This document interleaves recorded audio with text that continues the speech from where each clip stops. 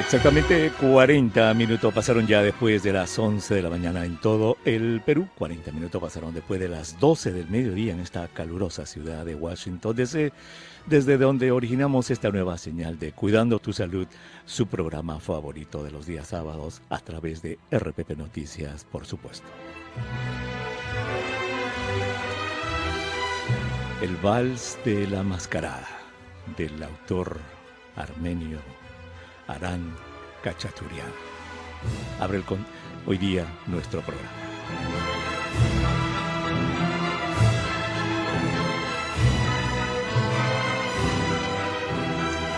Muchísimas gracias por estar con nosotros. Soy el doctor Elmer Huerta, encantadísimo de estar con ustedes como todos los sábados en el programa. Sabemos que los sábados son días sumamente ocupados, pero usted se toma el tiempo para estar con nosotros en este programa que es de salud pública. Gracias por su sintonía.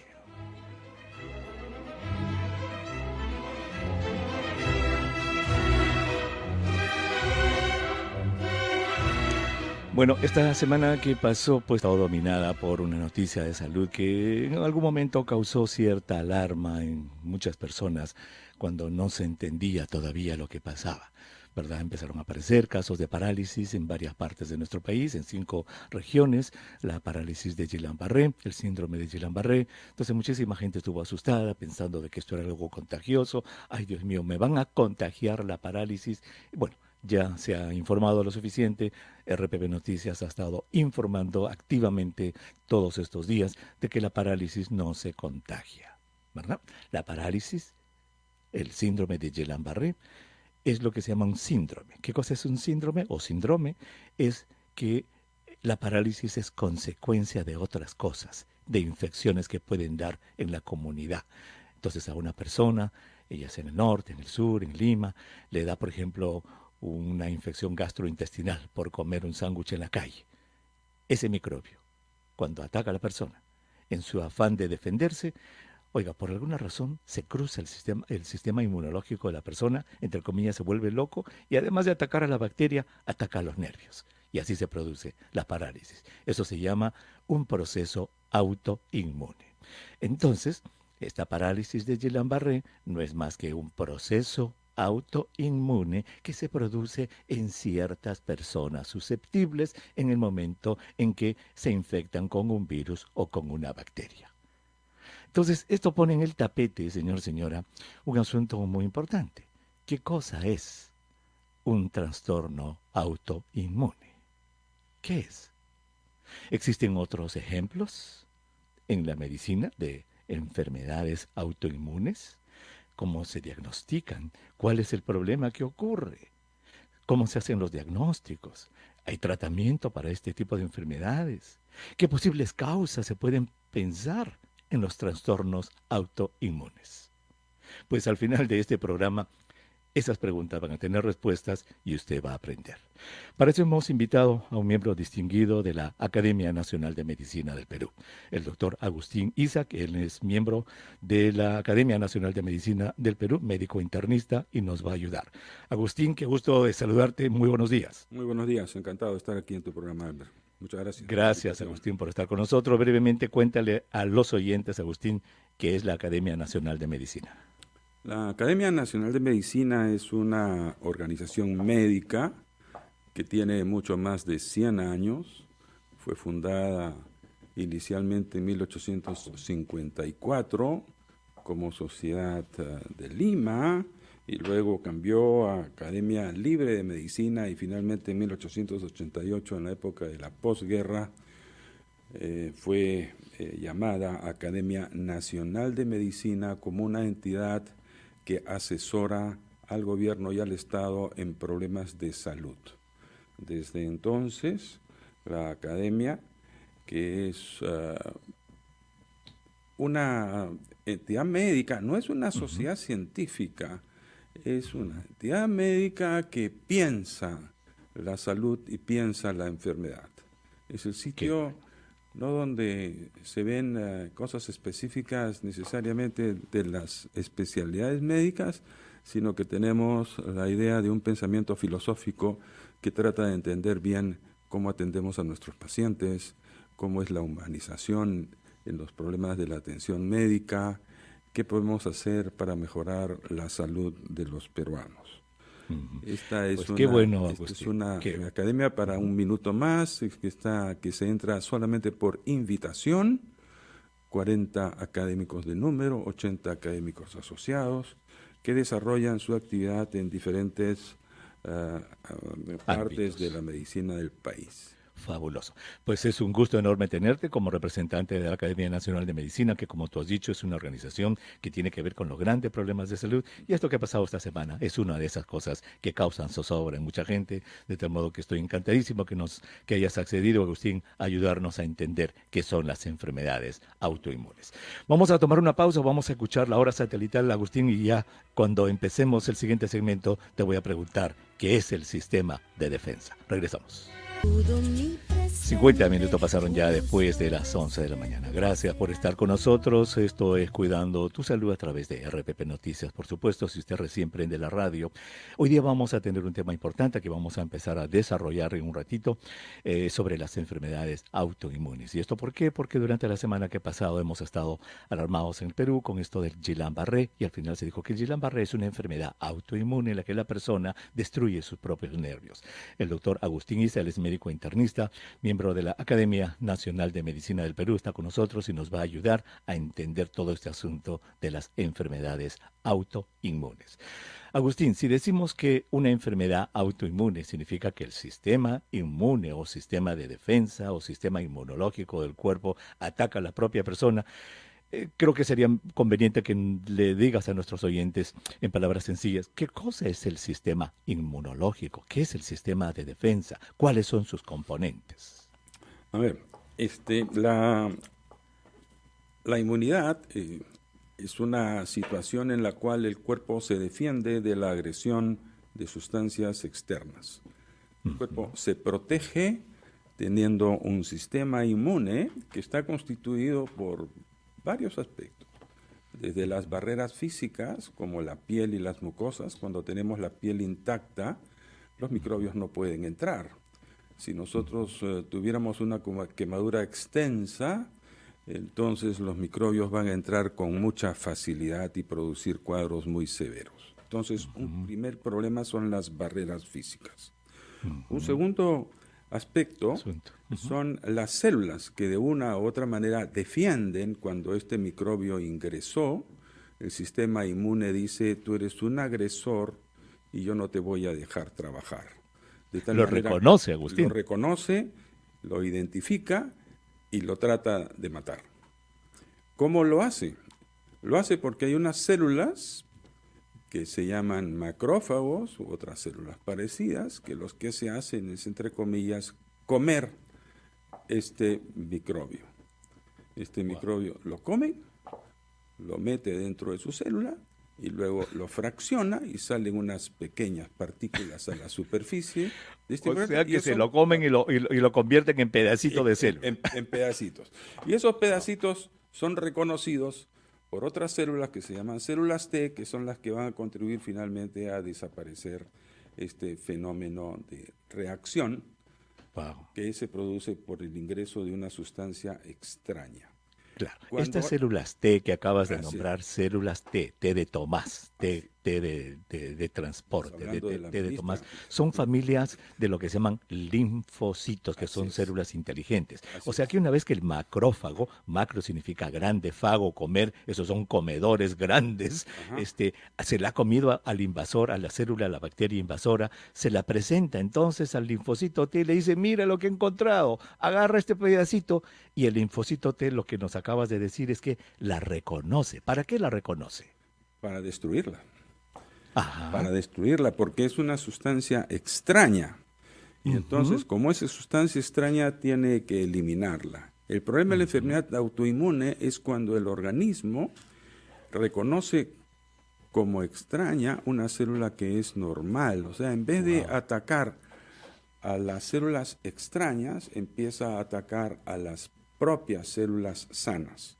Y ahí es como se empieza a presentar la enfermedad autoinmune, es decir, es una destrucción o un ataque a las células sanas. Como pasa en Guillain-Barré, Claro, es un autoataque es un entonces. Entonces autoataque. sí, ¿Ah? lo que nos has dicho. Entonces, entra un virus, entra una bacteria, por ejemplo, la bacteria que causa la diarrea intestinal, Ujú. entra, qué sé yo, la que causa la tifoidea o entra la que causa la tuberculosis, entra un virus, puede ser el VIH, el virus papiloma humano, el del sarampión. Cuando entran estos microbios, tú nos has dicho que hay un sistema que los reconoce, los identifica y luego produce sustancias para destruirlas o se las come directamente. Así es, Eso es lo natural. así es. Cuando este sistema, entonces Agustín, se trastorna, se vuelve loco y empieza a atacar el propio cuerpo de la persona, o sea que muerde la propia mano, Así es. allí ocurre la enfermedad autoinmune. ¿Y por qué ocurren las enfermedades autoinmunes? ¿Existe alguna predisposición genética, por ejemplo, para esto? Sí, antes de eso yo quisiera diferenciar estas Ujú, enfermedades autoinmunes cuando atacan ujú. a un solo órgano o cuando atacan simultáneamente a varios órganos. Entonces Wow. hay un espectro de enfermedades autoinmunes. Una enfermedad ataca solamente a la tiroides y va a dañar solamente la tiroides, se llama tiroiditis de Hashimoto. Otra Tiroiditis enfermedad de al otro Hashimoto, extremo. descubierta por el doctor Hashimoto, ¿no? Así es. Muy bien, sigue. Ujú. El otro extremo es cuando este fenómeno ataca a muchos órganos, lo que Wow. pasa con el lupus eritematoso sistémico. El Es una lupus. que puede presentarse en la piel, en el riñón, en el corazón, en los pulmones. Entonces es una enfermedad sistémica, multisistémica. Eso es entonces el espectro. Depende a dónde va a atacar. Como el Guillain-Barré que tú mencionabas, ataca a la mielina, esa envoltura que cubre los nervios y entonces impide que la conducción nerviosa sea normal. Y como es anormal la conducción nerviosa, empiezan a haber problemas de motricidad, o sea, de fuerza muscular o de Parálisis sensibilidad. Y por eso hay adormecimientos o hay y pérdida parálisis. progresiva de la fuerza muscular. No puede Ujú. caminar, se tropieza, tiene dificultad para subir escaleras, en fin. Eso es entonces el espectro de las enfermedades autoinmunes y definitivamente se piensa que hay una susceptibilidad genética en este tema, que Existe. hace que el organismo mismo produzca sustancias agresoras, autoinmunes, que ahora últimamente se habla de intestinos permeables, o sea que tienen poros y al haber microbios en la pared del intestino o dentro del intestino penetran el intestino y luego pasan a la sangre y producen problemas. Entonces sí hay una predisposición genética y como en muchas enfermedades hay tres cosas, ¿no es cierto? Las cuestiones Ujú. ambientales, las cuestiones genéticas y las cuestiones propias del microbio, del germen que Del produce microbio. la enfermedad. Este Qué interesante. trío Muy bien. Antes es de que importante. continúe, disculpa que te Sí. interrumpa. Entonces podemos decir, para llevarla al contexto que nos mueve a Ujú. este programa, Ajá. Agustín, Sí. de que aquellas personas, ¿verdad? Porque son cientos, miles de peruanos, peruanas que se infectan todos los días con virus, con bacterias, todos los días hay diarreas, todos los días hay infecciones respiratorias, pero no todos los días hay Guillain-Barré. Así Entonces es. aquí debe haber algún microbio, alguna bacteria, algún virus que está circulando en la comunidad que en una persona genéticamente susceptible, como lo acabas de decir, desencadene el Guillain-Barré. Así es. Se Lo que- puede decir eso. Así es, pero lo que tenemos que tener claro es que a veces yo creo que la confusión viene porque se piensa, yo tuve una enfermedad diarreica y entonces en el medio de la enfermedad diarreica me va a dar el Guillain-Barré. Y eso no es así. El Guillain-Barré es una Así es. enfermedad post-infecciosa. Acláralo. Luego que ¿Cuánto yo, tiempo después? 2 o 4 semanas después, más o menos, se produce el problema. Por una infección respiratoria o por una infección gastrointestinal. No solamente son estos dos factores, parece haber otros factores que todavía no están identificados, pero que producen estos problemas. Algunos dicen que 60 o 70% son enfermedades, este Guillain-Barré es secundaria a enfermedad gastrointestinal o viral respiratoria, pero un 30% tiene causa no bien determinada. Por eso es importante que se siga haciendo investigación Exacto. y se pueda determinar los aspectos adicionales que explican esta enfermedad. Correcto, como porque desde el otras. punto de vista, digamos, asistencial y de resolver el problema, una parte es la parte educativa, lo que se está haciendo a través de los medios. RPP está muy activo en esto, Sí, sí. informando a la gente, lávese las manos, tenga cuidado con lo que come. Por estar con nosotros, esto es Cuidando tu Salud. Soy el doctor Elmer Huerta desde Washington. Muchísimas gracias por estar con nosotros. Ya se deben estar preparando las mesas, ya los piqueos para el partido de fútbol, ¿cierto? Para el Perú-Venezuela dentro de un rato. Gracias por estar con nosotros. Estamos, si usted recién prende la radio, estamos tocando el tema de las enfermedades autoinmunes. Nuestro invitado es el doctor Agustín Isa, miembro de la Academia Nacional de Medicina, quien ya nos explicó muchísimo del sistema inmunológico. Mira lo que nos ha dicho. Todos los seres humanos los tenemos, todos los seres vivos lo tienen, permite defendernos contra elementos externos, virus, bacterias, sustancias y elementos internos también. Están vigilando todo el cuerpo. Cuando entra un microbio, salen unas células grandotas que se las comen en pedacitos y luego le presentan los pedacitos a unas células inteligentes que se llaman la célula T y le dice, mira lo que he encontrado, ya me la comí, ahora tú fíchala. Así como la policía ficha a la gente, estas células T las fichan y dicen, muy bien, características de este microbio, y le dan esa información a otro tipo de células, nos ha dicho el doctor Isa, ¿para qué? Para que produzca anticuerpos, para que si en el futuro ese microbio nos ataca otra vez, ya está fichado, pues ya, lo reconocemos y le mandamos todo el batallón encima y lo destruimos. Pero nos ha dicho que a veces este sistema inmunológico de defensa se vuelve loco y empieza a atacar al propio cuerpo. Ataca los órganos de la propia persona. Y nos ha dicho algo muy importante, que a veces es un solo órgano el afectado. Por ejemplo, nos dio el ejemplo de cuando el sistema de defensa ataca a la propia tiroides de la persona, y eso lo descubrió un doctor japonés que se apellidaba Hashimoto. Se llama tiroiditis de Hashimoto.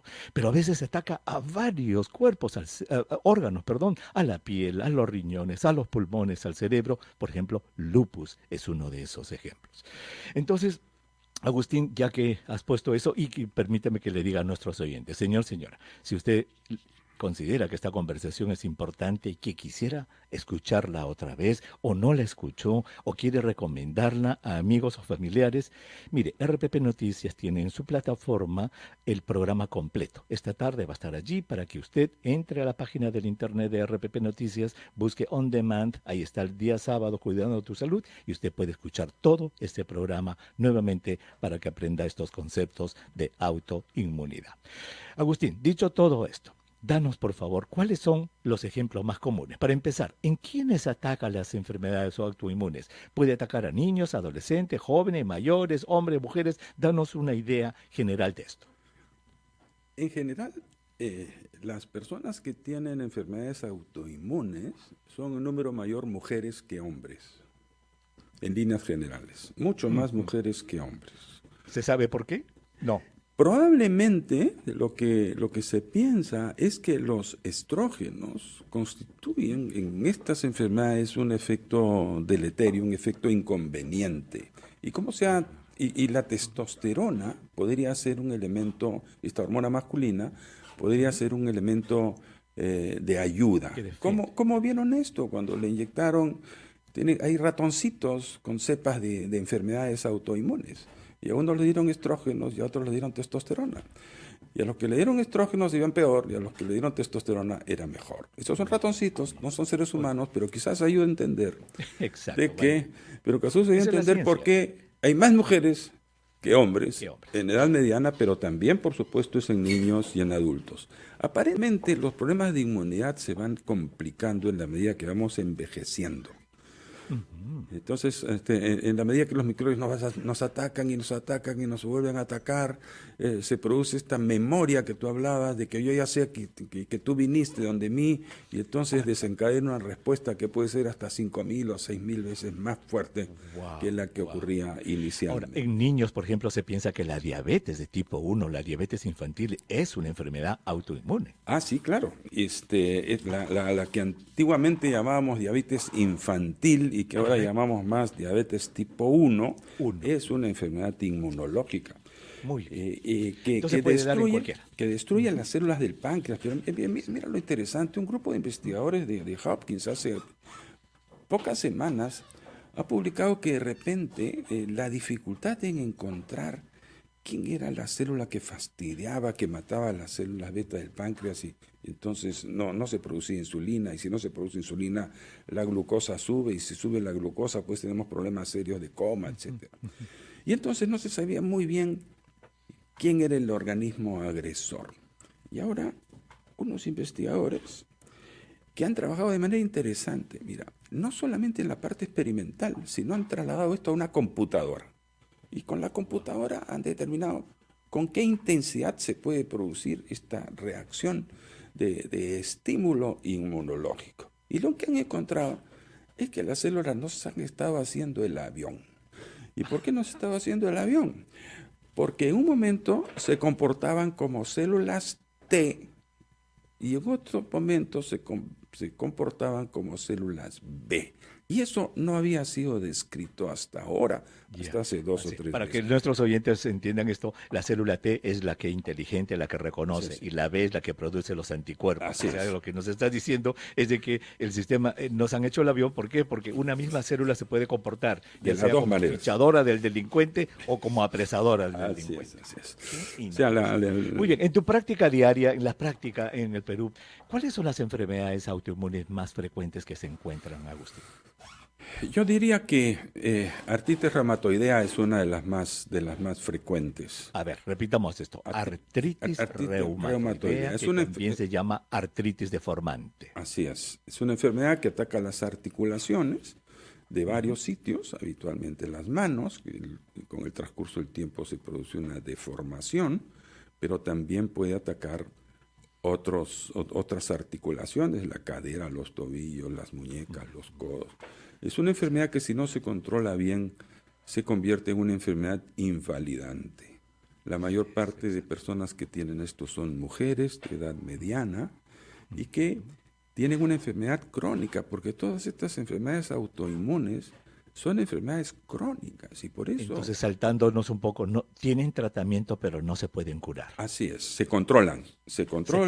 Pero ahora no se hay pueden medicamentos curar. ahora que están mejorando la enfermedad muy rápidamente Quizá. para evitar Eso lo vamos que a venga dejar la para el próximo deformación. capítulo. ¿Te parece? Sí, de En nuestro acuerdo. próximo segmento hablemos de los tratamientos y del diagnóstico. Ahora quiero que me des, entonces, los ejemplos de las más comunes. Artritis reumatoidea, una. Otra, Otra, y la tiroiditis, que es una enfermedad solamente de la tiroides. la tiroiditis de Hashimoto es tiroiditis común. de Hashimoto, pero la otra, que es bien parecida, pero al revés, es la enfermedad de Graves, que es esta persona que tiene un aumento en la producción de hormona tiroidea y entonces tiene los ojos saltones, tiene También mucho es calor, autoinmune. tiene temblor, le sube la presión. Es el extremo opuesto de la tiroiditis de Hashimoto, que produce disminución de la función tiroidea. Ajá, también es autoinmune entonces la Hormona Graves. autoinmune. Luego hay enfermedades en la piel que son relativamente frecuentes. Por ejemplo. Pénfigo, Pénfigo. El vitíligo.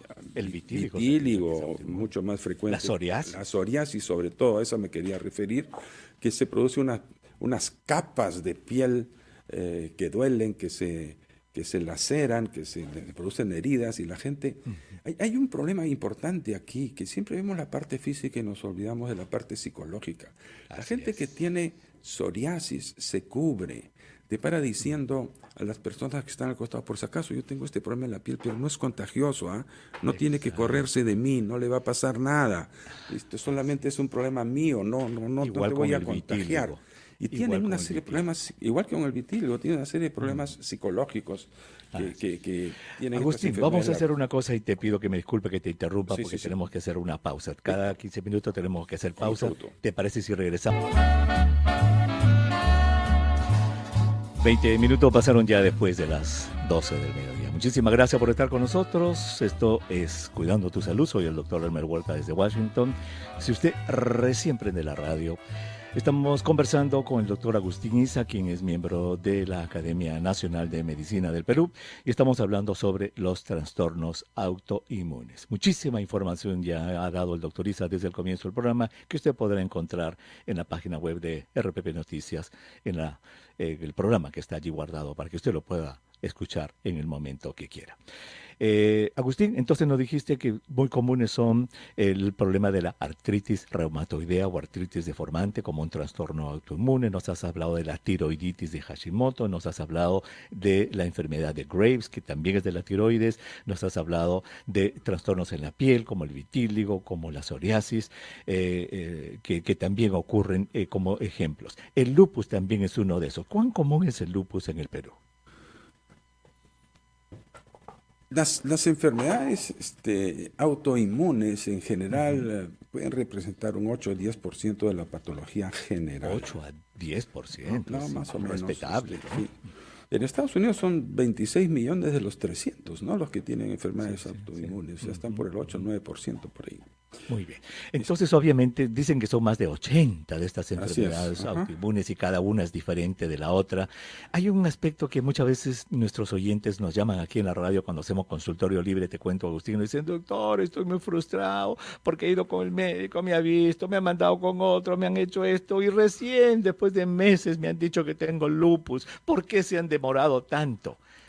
Explícales a los oyentes de que lamentablemente con las enfermedades autoinmunes ocurre eso, que los diagnósticos no son rápidos. Así es. Y esa es una de las cosas que los pacientes eh, deben atender y deben ayudarnos para llegar más rápidamente al diagnóstico. Efectivamente, como tú dices, las enfermedades autoinmunes sistémicas cuesta trabajo diagnosticarlas porque los síntomas iniciales se parecen a muchas otras. Si alguien tiene un poquito de fiebre y tiene un poquito de malestar y se le echa una articulación, uno dice se me dobló el tobillo, y no pasa nada más. Y a veces las enfermedades estas quedan entre comillas como latentes y se van desarrollando sin que podamos diagnosticarlas con rapidez. De tal manera que yo entiendo el fastidio de esta paciente porque me dice, me dan la vuelta a todos los médicos y no aciertan y no aciertan. Ahora, mucho de esto supongo que debe depender también la forma en que el médico se comunica con el paciente, Agustín, ¿verdad? Y tú al comienzo del programa nos dijiste que ustedes en la Academia Nacional de Medicina están preocupados por esa parte que es la comunicación, cómo se trata a los pacientes. Si un doctor o una doctora le dice a su paciente, mire señor, tengo un problema con usted. Usted tiene, me parece, una enfermedad autoinmune, por lo general esto no se descubre así. ¿Sabe qué? Le advierto desde ahora que nos va a tomar semanas o meses. Si uno le va advirtiendo al paciente, le va comunicando, Agustín, yo creo que el impacto emocional es mucho menor. Definitivamente, pero yo creo que ahí estamos en un problema bien serio de salud pública, y es que la gestión de salud pública nos está obligando a ver pacientes cada 15 minutos. Y ese tipo de enfermedades requieren de conversación y de un examen clínico muy acucioso que toma tiempo. De tal manera que en 15 minutos más el papeleo, la consulta está en 5 a 8 minutos, ¿no? Entonces, yo creo que eso está afectando seriamente, primero, la relación del médico con el paciente, que el paciente no tiene tiempo para explicarle al médico lo que realmente le pasa. Y eso es algo que está ocurriendo en muchas partes del mundo, pero tenemos que luchar contra eso. Los pacientes tienen derecho a tener un tiempo para que se produzca el acto médico de la manera más adecuada. Yo creo que eso sí es tremendamente importante. Así es. Entonces, volviendo a nuestro tema, el diagnóstico es difícil. Entonces, obviamente, dependiendo de cuál de las 80 autoinmunes, si ataca la tiroides o al riñón o lo que sea, ya las pruebas van a venir. En general, ¿hay pruebas de sangre o de algún tipo que son comunes para las enfermedades autoinmunes, Agustín? Sí, o sea, en realidad el diagnóstico se hace pues por toda la historia clínica, ¿no es cierto? Los exámenes auxiliares son complementarios al examen físico y a la entrevista personal. Correcto. Y entonces el médico, cuando tiene una orientación dada por la conversación, por lo que le llamamos la anamnesis y por el examen físico, se va orientando y pide los exámenes auxiliares relacionados con lo que él está pensando. Es lo que llamamos nosotros presunción diagnóstica. Me parece que usted tiene esto y en consecuencia le voy a pedir análisis que me confirme. Nosotros no tratamos análisis, tratamos personas. ¿de acuerdo? Qué Pero importante es eso, ¿no? Yo me acuerdo, somos de San Marcos, tú y yo, y me acuerdo mis maestros de San Marcos nos decían, doctorcitos, así nos decían los maestros, ustedes no tratan análisis, ustedes no tratan radiografías, ustedes tratan gente, así nos decían los maestros. así es, así es.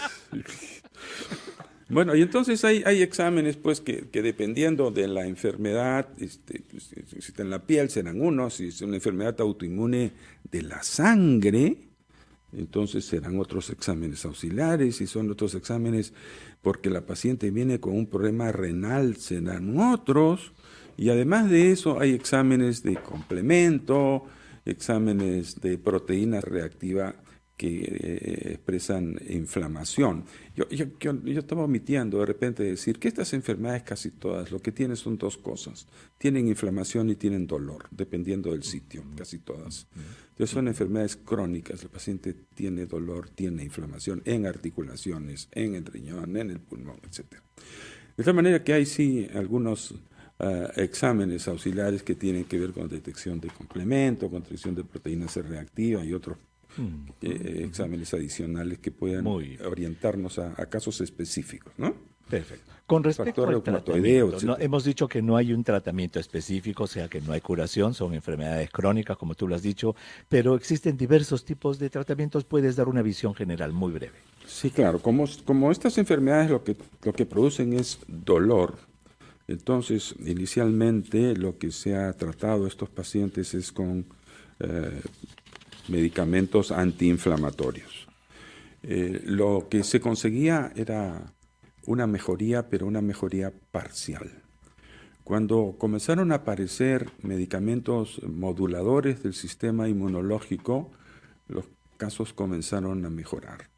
Y ahora, con estos famosos medicamentos biológicos, lo que se puede es evitar que el tejido se dañe, si se trata precozmente con estos medicamentos que se llaman brevemente, ¿cuál es el concepto? ¿Cuál es el concepto de un medicamento biológico?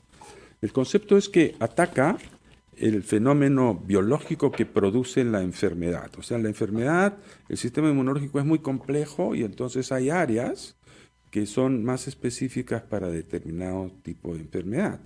Entonces, estos medicamentos que se llaman biológicos es porque se producen de seres vivos, y de seres vivos se produce todo este fenómeno que es muy complejo, muy largo, pero desafortunadamente muy caro.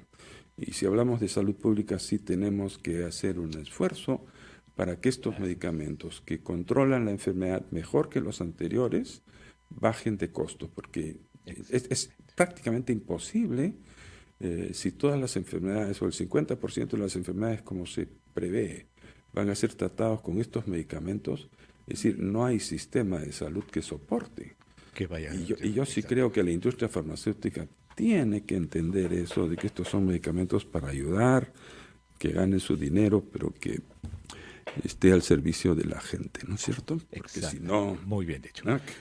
Así es. Agustín, vamos a hacer una cosa, vamos a escuchar ahora los titulares de la media hora en RPP Noticias para que nuestros oyentes se pongan al día en las noticias. Cuando regresemos, ¿te parece? Vamos a terminar esta charla y quiero llevarte a otro lado. Tú eres un internista, mañana es el Día del Padre. Quiero que nos ayudes a ver cómo se hacen los chequeos médicos en los adultos, en los varones. Ya después de la hora. Gracias por estar con nosotros. Esto es Cuidando tu Salud. Soy el doctor Lemer Huerta desde Washington. Muchísimas gracias por estar con nosotros en la edición de hoy día del programa.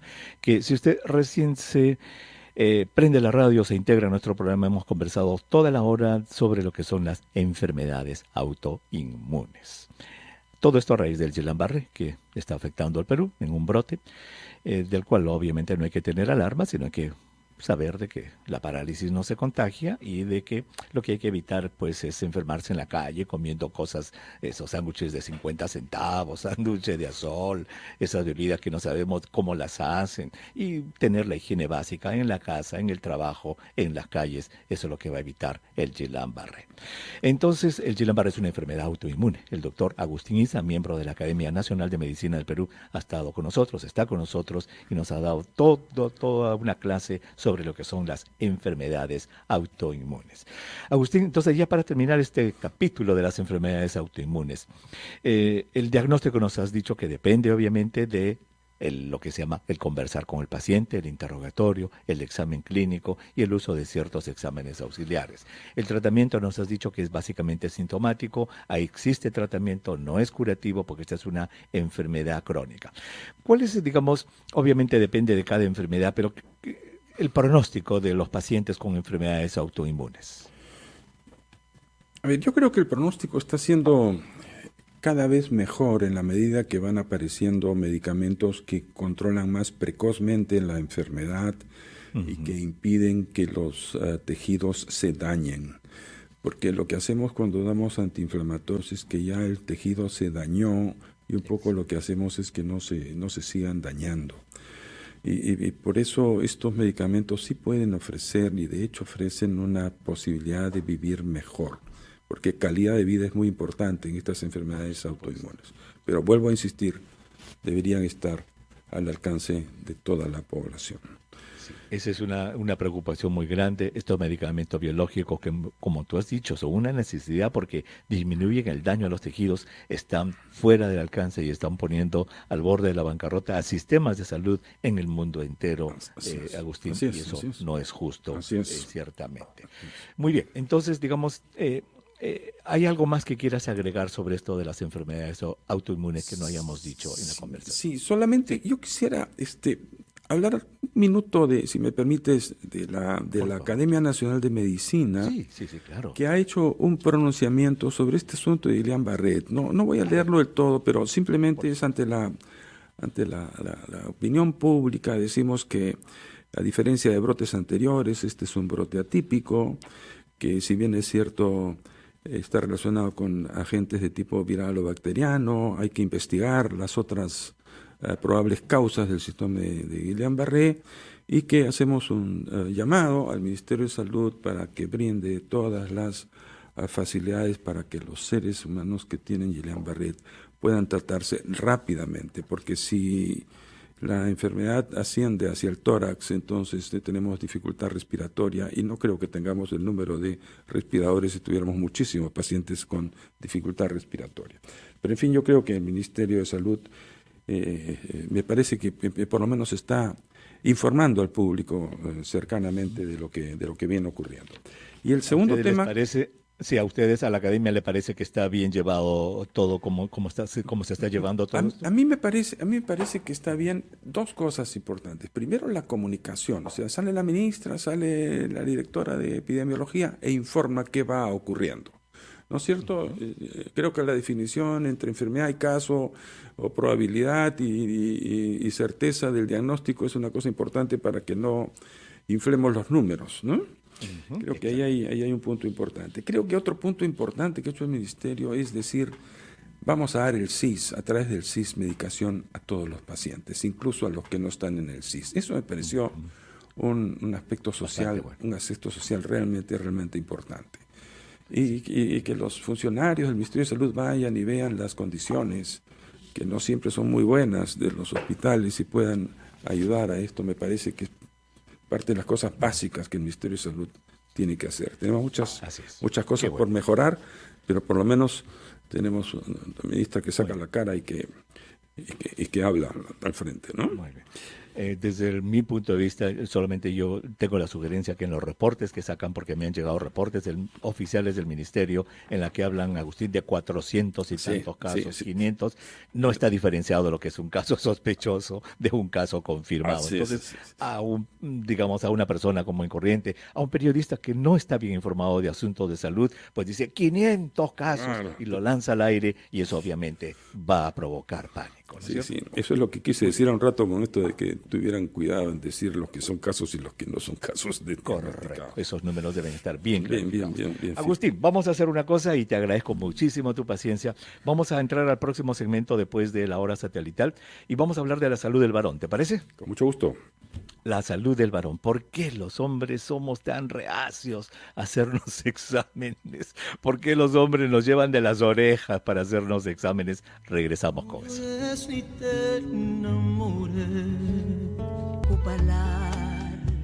50 minutos pasaron ya después de la una. Qué dulce es la voz de Susana Baca, por Dios. Temprana por sobre el mar. Ya nos acercamos a la hora del partido. Hoy día juega Perú. Bueno, estamos en Cuidando tu Salud. Soy el doctor Elmer Huerta desde Washington. En nuestros estudios, el doctor Agustín Isa, miembro de la Academia Nacional de Medicina del Perú, amablemente se está quedando todo el programa con nosotros. Lo habíamos invitado por una hora nada más, pero le agradezco muchísimo que esté quedándose con nosotros por el programa. Agustín, en este último segmento, hablemos de la salud del varón. Cuando un hombre va a tu consultorio, un hombre adulto, ¿cómo enfocas tú desde el punto de vista del chequeo médico? Le dices, a ver, señor, vamos a hacer un chequeo. ¿Qué aspectos considera? ¿La edad? ¿Cómo enfocas un chequeo médico en un paciente que va a tu consultorio? Bueno, Elmer, pero a ver si me vas a permitir la digresión. Tú eres el creador de ese asunto, ¿ah? Con los preventorios. No, ya sé. Gracias.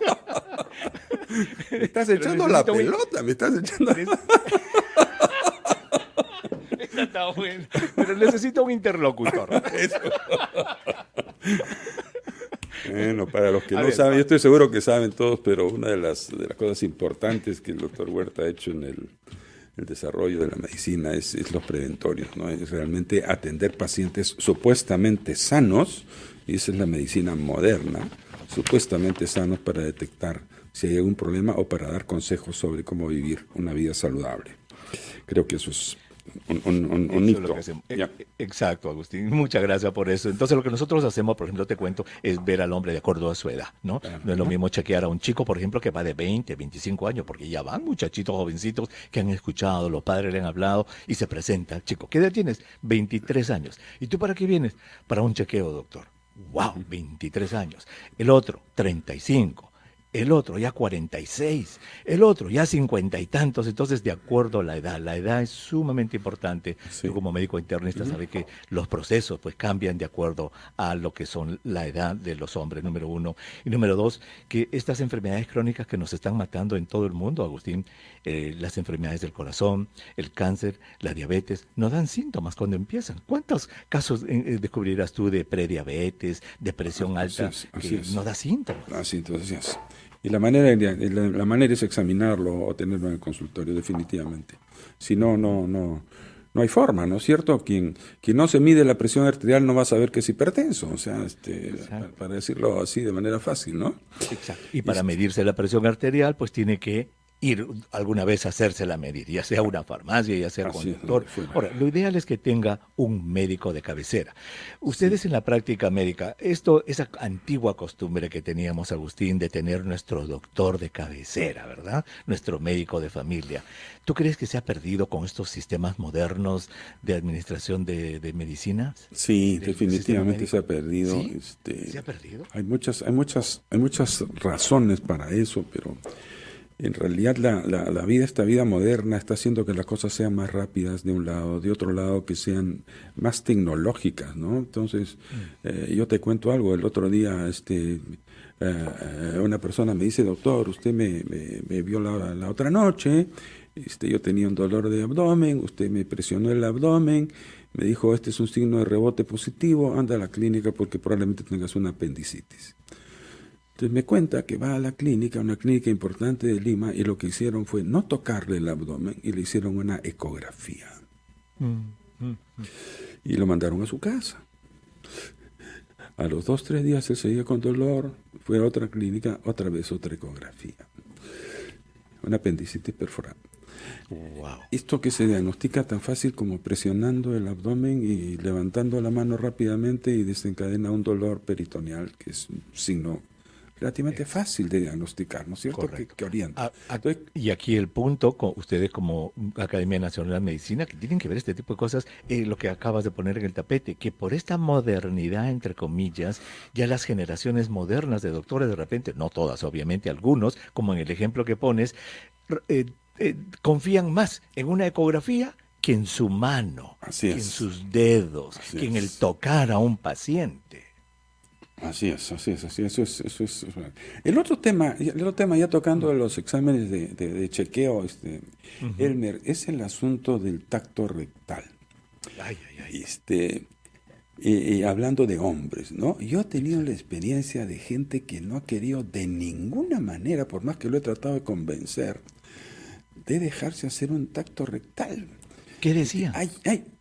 Nada, no, doctor, no, doctor. Le digo, pero ¿qué va a pasar?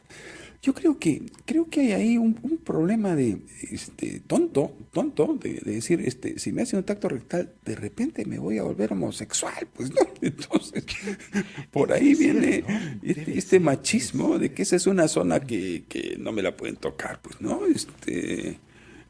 Eso sí me ha pasado Claro, en no se dan días. cuenta Me he que tomado eso 10 o 15 minutos, algunos los he logrado convencer, a otros me ha costado trabajo, pero definitivamente es algo que tenemos que ayudar a que la gente entienda que hay ciertas cosas que hay que hacerse porque nos ayudan a detectar precozmente enfermedades. Una de las cosas que en mi experiencia aquí en el preventorio, en que yo he visto ya casi 38,000 personas en estos 25 últimos años, Agustín, yo he visto jóvenes que han venido a verse al preventorio anualmente desde que tenían 30 y tantos, 40 y tantos. Entonces, no les tocaba el examen rectal, se les examinaba todo el cuerpo, la boca, la nariz, etcétera, Claro. los testículos, las hernias. Entonces se dejaban examinar y cuando ya llegaba el momento por la edad, los 50 años, yo me daba cuenta y yo les preguntaba, oiga, ¿y el examen rectal no le molesta? Me decían, doctor, ¿cómo me va a molestar si es parte de mi cuerpo?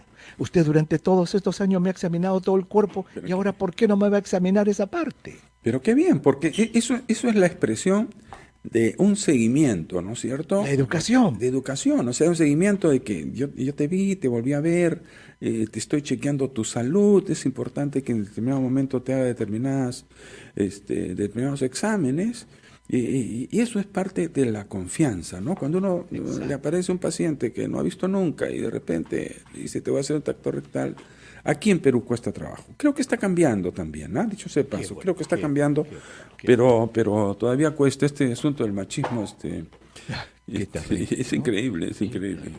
Ahora, la información que da un tacto rectal, aparte de lo que es la zona perirrectal, puede dar información de infecciones, de hemorroides, de tumores. La información es muy valiosa, pero obviamente por ese machismo terrible que tienen muchos hombres, no se benefician de que su médico les descubra eso.